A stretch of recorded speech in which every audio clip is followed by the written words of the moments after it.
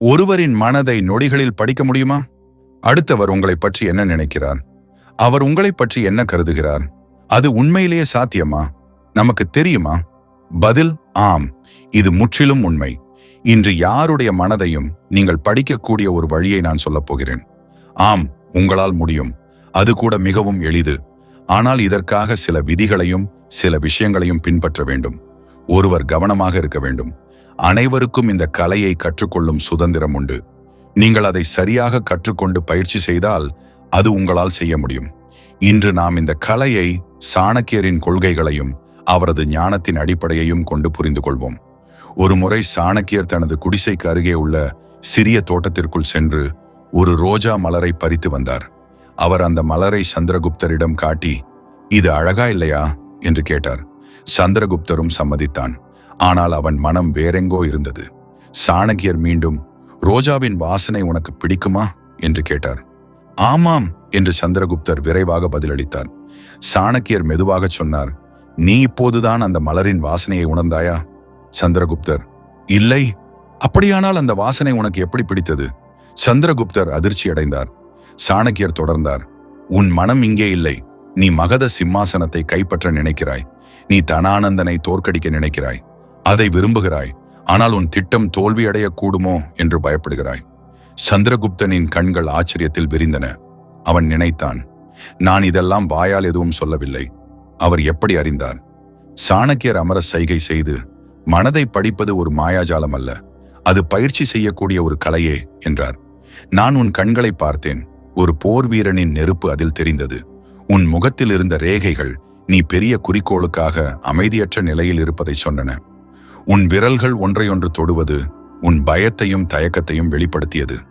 நான் உன்னிடம் பூவை பற்றி கேட்டபோது நீ அவசரமாக பதில் சொன்னாய். ஏனென்றால் உன் மனம் வேறு எங்கோ இருந்தது. சந்திரகுப்தர் கேட்டார், இதையெல்லாம் நீங்கள் எப்படி அறிந்தீர்கள்? இது ஏதாவது மந்திரமா? சாணக்கியர் சிரித்தபடி, இல்லை, இது எந்த மாயாஜாலமோ தந்திரமோ இல்லை. அது மன அமைதியாலும் மற்றவர்களின் உடல் மொழியை புரிந்து கொள்ளும் கலையாலும் வரும் திறமை. நான் மற்றவர்களை கவனிக்க முடியுமாறு முதலில் என்னை அமைதிப்படுத்திக் கொண்டேன். அப்போது மனதின் ஆழத்தில் இருக்கும் குரலை கேட்க முடிகிறது. சாணக்கியர் சந்திரகுப்தரிடம் ஒரு பரிசோதனை செய்ய சொன்னார். நீ ஒரு அமைதியான மூலையில் உட்காரு. ஒரு நாளில் 2 மணி நேரம் அமைதியாக இரு. பேசாதே, யோசிக்காதே, உன் மூச்சை மட்டும் கவனிக்க என்றார். உன் மனம் அமைதியாக இருந்தால் மற்றவர்களின் மனதை படிக்க முடியும். சந்திரகுப்தர் இதை பல மாதங்கள் பயிற்சி செய்தார். படிப்படியாக மக்களின் முகபாவங்கள், கண்களில் இருக்கும் பிரகாசம், அவர்களின் வார்த்தைகளுக்கு பின்னால் இருக்கும் நோக்கம், அவற்றை அவன் புரிந்து கொள்ள ஆரம்பித்தான். அதற்கு பிறகு சாணக்கியர் சொன்னார், இப்போது நான் உனக்கு 7 வழிகளை சொல்கிறேன். பல வருடங்களுக்கு முன்பு இமாச்சல் பிரதேசத்தில் சரையு நதிக்கரையில் உள்ள பசுமையான பள்ளத்தாக்குகளில் ஒரு சிறிய கிராமத்தில் 2 சகோதரர்கள் வசித்து வந்தனர். மூத்த சகோதரர் ரமேஷ், அவர் பார்வையற்றவர். அவருடைய தங்கை அனிதா தோட்டத்தை பார்த்து கொண்டாள். அவளின் தோட்டம் அழகாக இருந்தது. ஆனால் காட்டு விலங்குகள் அடிக்கடி அவரது பயிர்களை நாசம் செய்தன. அதற்காக அனிதா மிகவும் கவலைப்படுவாள். ஒரு நாள் அவள் நினைத்தாள், என் பார்வையற்ற தம்பி ரமேஷிடம் ஏன் உதவி பெறக்கூடாது? ரமேஷுக்கு கூர்மையான கேட்கும் திறன் இருந்தது. விலங்குகள் எங்கு இருப்பதை அவர் சுலபமாக உணர முடிந்தது. அனிதா தோட்டத்தின் நடுவில் ஒரு சிறிய குடிசை கட்டினாள். அவர் அங்கே ஒரு மேடை அமைத்து ரமேஷை உட்கார வைத்தார். அவள் சொன்னாள், அண்ணா, எந்த விலங்கின் சத்தமாவது கேட்டாலே இந்த குச்சியை சாரக்கட்டில் தட்டுங்க. அந்த சத்தத்தால் விலங்குகள் பயந்து ஓடிவிடும்.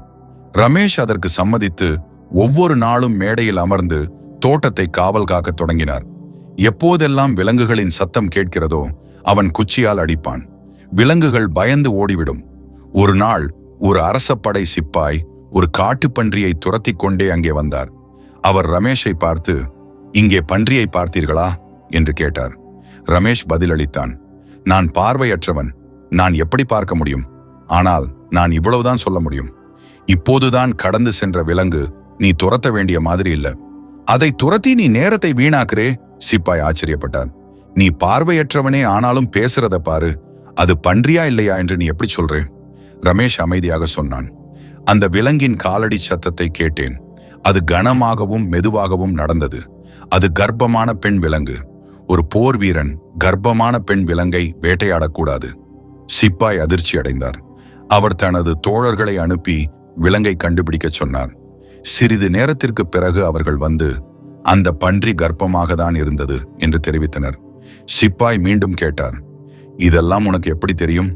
ரமேஷ் சொன்னான், எனக்கு பார்க்க முடியாது, ஆனால் சத்தங்களை கேட்டு புரிந்து கொள்ள முடியும்.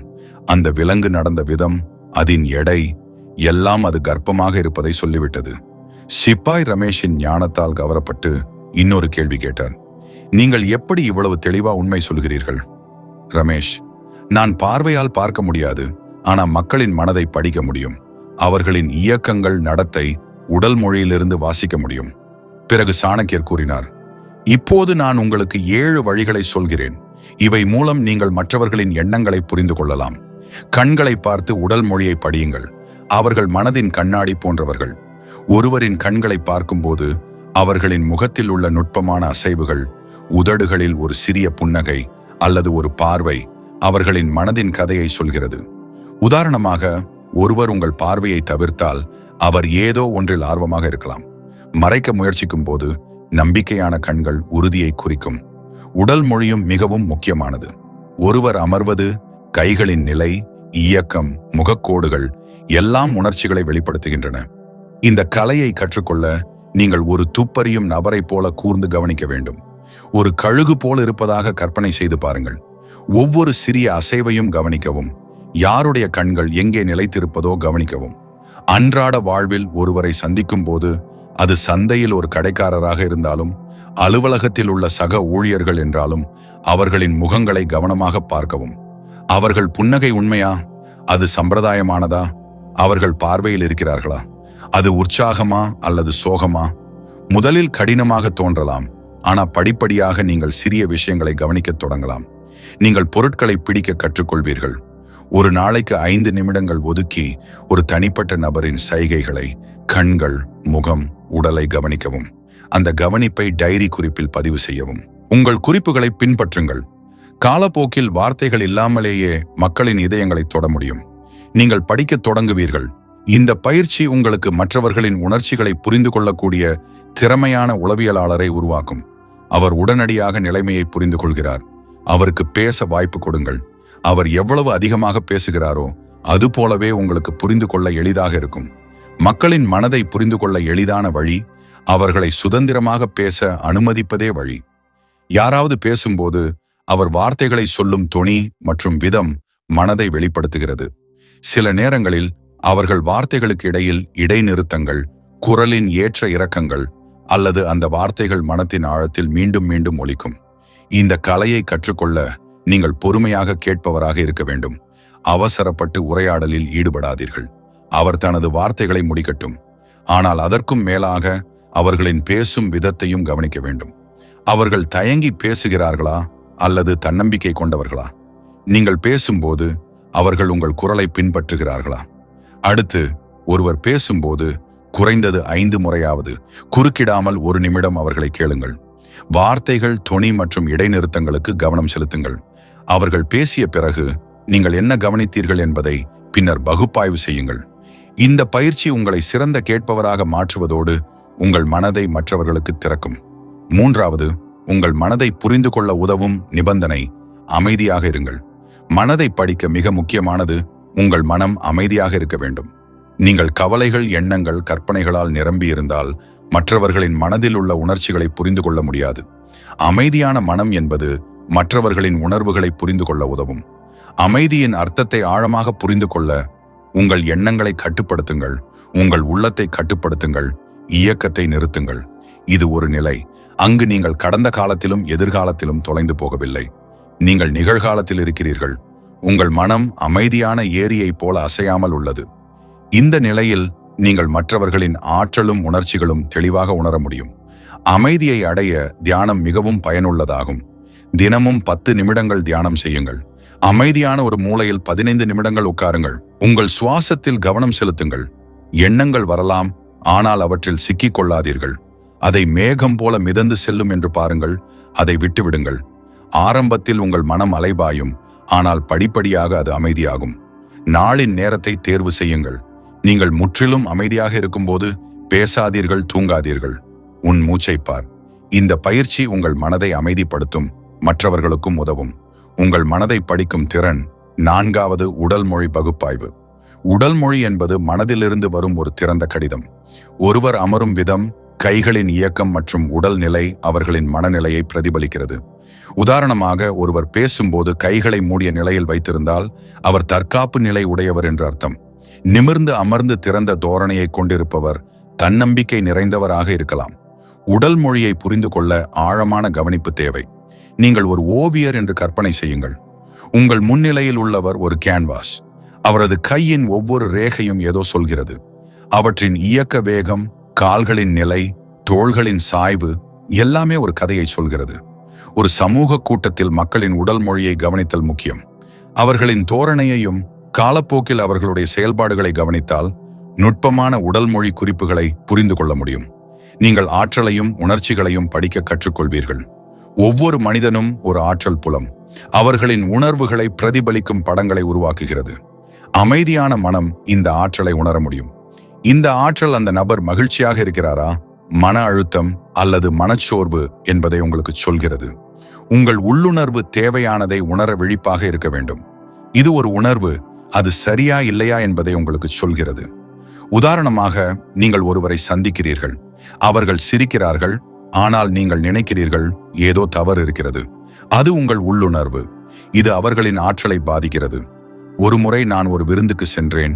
அங்கு ஒரு மனிதன் நிறைய சிரித்து பேசிக் கொண்டிருந்தான். ஆனால் நான் அவரிடம் ஆழமாக பேசினேன். அவர் தனது வாழ்க்கையில் ஒரு தோல்வி அனுபவித்ததாக கூறினார். நான் கோவிட்-19 போராடி கொண்டிருந்தேன். நான் என் நெருங்கிய நண்பர்களுடனும் அவர்களின் சக்தியை உணர முயற்சி செய்தேன். அவர்களின் ஆற்றல் நேர்மறையா அல்லது மிகப்பெரியதா என்று உங்கள் உள்ளுணர்வை நம்புங்கள். இந்த பயிற்சி உங்களுக்கு உதவும். மற்றவர்களின் உணர்வுகளை புரிந்து கொள்ளும் திறன் 6. கேள்விகளை கேட்டு ஆழமாக செல்லுங்கள். சரியான கேள்விகளை கேட்பது மனதை படிக்க ஒரு சக்தி வாய்ந்த வழியாகும். கேள்விகள் ஒருவரை மனம் திறந்து பேச வைக்கும் ஒரு ஆயுதம். அவர்களை கட்டாயப்படுத்தி அவர்களின் மனதில் ஆழமாக மூழ்கடிக்கவும். கேட்கும்போது திறந்த மற்றும் தீர்க்கமான கேள்விகளை தேர்வு செய்யுங்கள். நீங்கள் என்ன நினைக்கிறீர்கள்? அது பற்றி எப்படி உணர்கிறீர்கள்? அவர்களின் பதில்களில் மறைந்திருக்கும் உணர்வுகளுக்கு கவனம் செலுத்துங்கள். யாராவது கேள்விக்கு பதிலளித்தால் அதனால் அவர் ஏதோ மறைக்கிறாரோ போலிருக்கும். நான் ஒரு முறை என் நண்பரிடம் கேட்டேன், உங்கள் புதிய திட்டம் எப்படி போகிறது? அவர் மெதுவாக சரி என்றார். ஆனால் நான் ஆழமாக கேட்டேன், ஏதாவது சவால் இருக்கிறதா? அப்போது அவர் நேரமின்மையால் ஓடுவதாக சொன்னார். ஒருவரிடம் பேசும்போது திறந்த கேள்வியை கேளுங்கள். அவர்களின் பதிலுக்கு பின்னால் உள்ள உணர்வை புரிந்து கொள்ளுங்கள். இந்த பயிற்சி அவர்களின் மனதை புரிந்து கொள்ள உதவும். உங்களை ஆழமாக அழைத்துச் செல்லும். நினைவில் வையுங்கள், 7 நிலையான பயிற்சி மற்றும் பொறுமை முக்கியம். ஒரே நாளில் மனதை படிக்கும் கலை வராது. நிலையான பயிற்சி மற்றும் பொறுமை தேவை. விளைவு என்னவென்றால், கலையை கற்றுக்கொள்ள நீங்கள் அதை தினமும் பயிற்சி செய்ய வேண்டும். சிறிய நடவடிக்கைகளை எடுக்க வேண்டும். ஒவ்வொரு நாளும் மக்களின் சைகைகள், ஆற்றல், வார்த்தைகள் மீது கவனம் செலுத்துங்கள். உங்கள் முன்னேற்றத்தை கவனியுங்கள். ஒருவரின் உணர்வுகளை தவறாக புரிந்து கொண்டால் நீங்கள் எங்கே தவறு செய்தீர்கள் என்பதை பகுப்பாய்வு செய்யுங்கள்.